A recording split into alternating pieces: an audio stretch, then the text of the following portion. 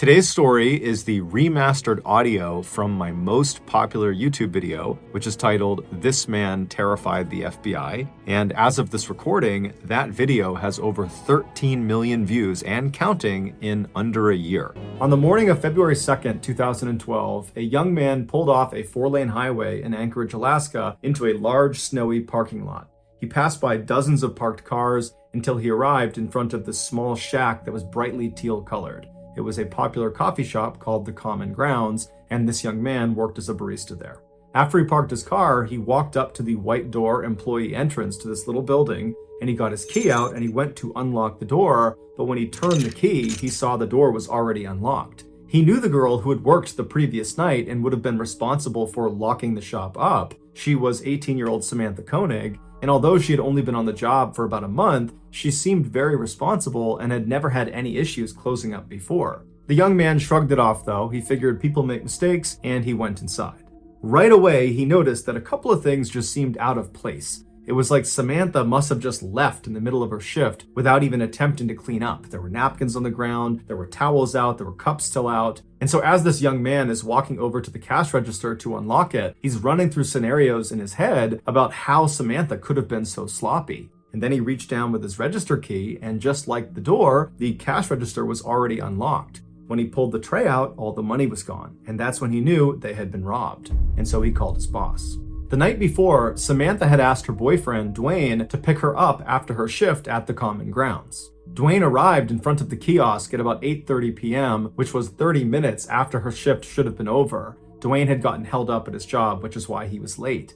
And so when he gets there, Dwayne looks around the parking lot and he doesn't see Samantha anywhere. He sees the coffee shop itself is totally dark and looks like it's been closed up for the night. And so Dwayne gets out of his truck into the freezing cold night air, and he walked up to the window of this coffee shop and he pressed his face up to the glass to look inside, but there was nobody in there. Dwayne automatically went back to the fight he had gotten into with Samantha earlier in the night via text message. She had accused him of cheating on her, he had been kind of nonchalant, like he didn't care about it, and what ensued was a really ugly fight.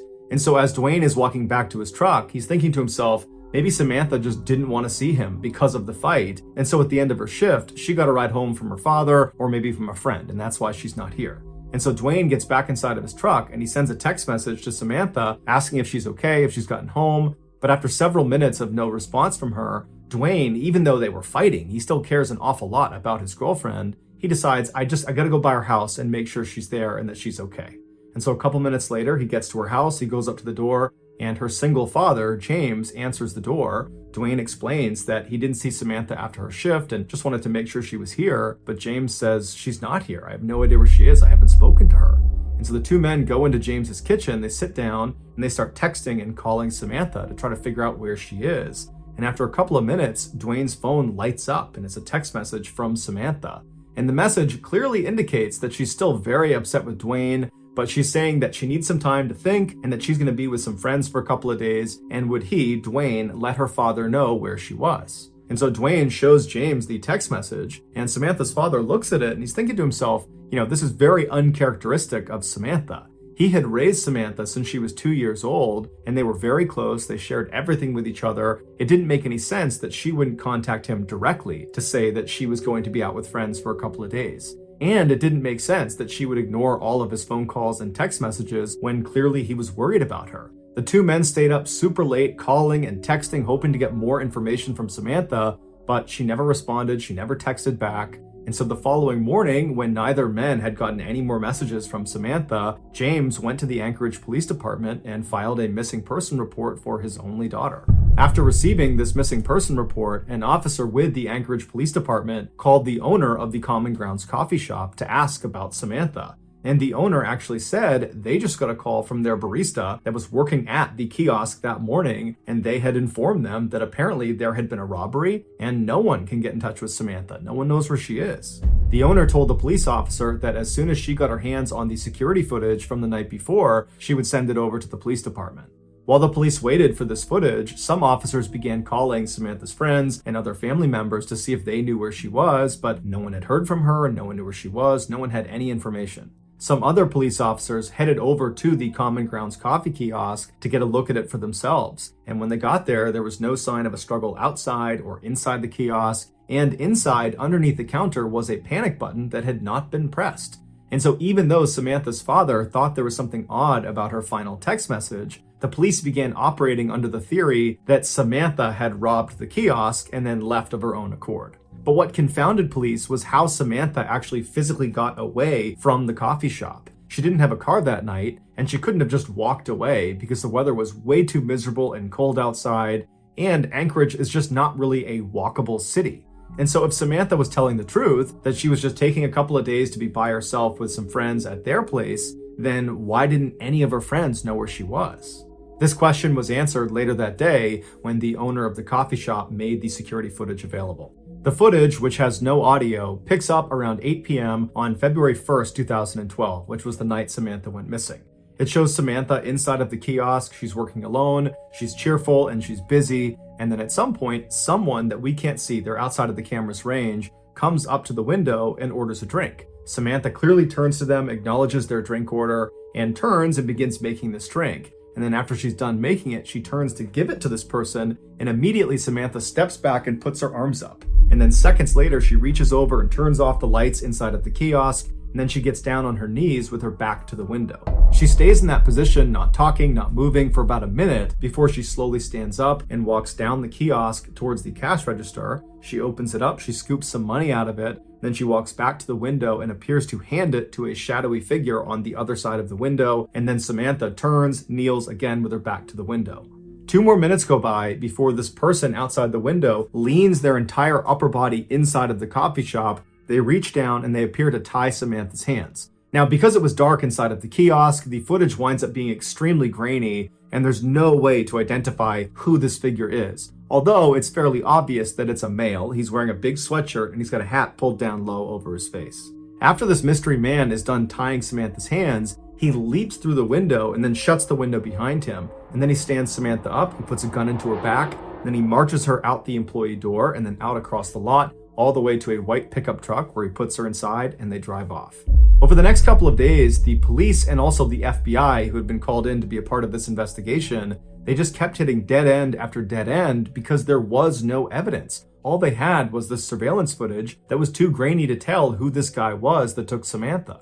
Meanwhile, Samantha's father, James, had rallied the support of nearly all 300,000 people that lived in Anchorage to go out and look for his daughter. His efforts were so profound, it had attracted major news outlets across the country, and suddenly his daughter's story had grabbed national headlines everywhere. This led to strangers donating thousands of dollars to fund a reward for anybody that had information about Samantha's whereabouts. But despite this reward growing in size every single day and the national news media becoming increasingly more interested in this case, no one came forward with useful information that led to developments in this case, and Samantha never got in touch with Dwayne or her father. Then on February 24th, so 3 weeks after Samantha's gone missing and no one's heard from her, Dwayne got a text message from Samantha's phone, and it was directing him to a particular sign inside of a nearby public park. And so Dwayne and James read this text, they shared it with the police department, and then they raced to this park and actually beat the police there by about 15 minutes. And so Dwayne and James, they walk through the gates and they start walking down this main trail and they stop in front of this sign. It was actually a bulletin board, and tacked on the bulletin board was a Ziploc bag inside of which was a typed ransom note. And on the ransom note, literally Xeroxed onto it, was a black and white photo of Samantha. And in this photo, Samantha looks kind of dazed, like she's got a blank expression, and she's not really looking at the camera, she's looking just to the side of the camera. And then in this picture, a man is holding a copy of the Anchorage Daily News newspaper that's dated February 13th, 2012. This was a proof of life photo where Samantha's captor was holding up that newspaper to indicate that Samantha was alive as of February 13th. And so to everybody involved in this case, including Samantha's father, even though this is still not a good situation at all, it was kind of a relief to know that at least as of last week, Samantha was alive. As for the demands of this ransom note, James was told to deposit $30,000 into his daughter's account immediately, and if he did that, she would be released 6 months later. As advised by the FBI, James deposited a portion of the ransom money into his daughter's account, and then the FBI just waited and watched because they knew if anyone tried to withdraw money from that account, they could track where the card was. A few days later, 3 separate withdrawals were made within Anchorage, but each time the FBI got a notification about one of these withdrawals, they would rush to the scene, and whoever it was that had tried to make this withdrawal was long gone. When they pulled the security footage from these 3 different ATMs, the person that was making these withdrawals was a man wearing a ski mask and big sunglasses, so they had no way to identify him. After these withdrawals, the account went silent for over a week, and in that time, there was no word from Samantha. Then on March 7th, more withdrawals were made, but they were in Arizona, and then New Mexico, and then in Texas. Again, authorities would rush to these ATMs, but they would get there right after the masked man with sunglasses had just left. But there was a break this time. In one of these surveillance videos from one of the Texas ATMs, they spotted the car this guy was getting into before he left. And it was a small sedan, it was a white Ford Focus, and they saw him leave going east on a Texas highway. And so authorities in Texas were told to look out for this particular car in this part of Texas. And sure enough, on March 13th, a Texas patrolman spotted the car sitting in a hotel parking lot. He waited nearby until a man in his 30s walked out of one of the hotel rooms, walked down, and got inside the car. And then this patrolman just kind of followed him and looked for any reason to pull him over. And as he had his radar gun on this guy, he noticed he was going 2 miles per hour above the speed limit, and so he pulled him over. The patrolman got out, he walked up to the driver's side window. The window was already down, the man was very calm. The patrolman asked him for his license, and the guy handed him an Alaskan license. His name was Israel Keys, he was 34 years old, and he lived in Anchorage. The patrolman knew this was the guy. He called in backup, and before long they were searching Keys' car, and in the trunk they found a ski mask along with other clothes that matched the description of the guy who was making withdrawals from these different ATMs. They also found a gun, as well as Samantha's cell phone and debit card. After Keys was arrested and was brought into custody, he denied having any involvement with Samantha's disappearance. But after being presented with the overwhelming evidence that suggested otherwise, he caved and said yes, he would tell them the full story of what happened to Samantha, but they had to get him an Americano coffee, a peanut butter Snickers, and a cigar. Once he had said items, he began to speak.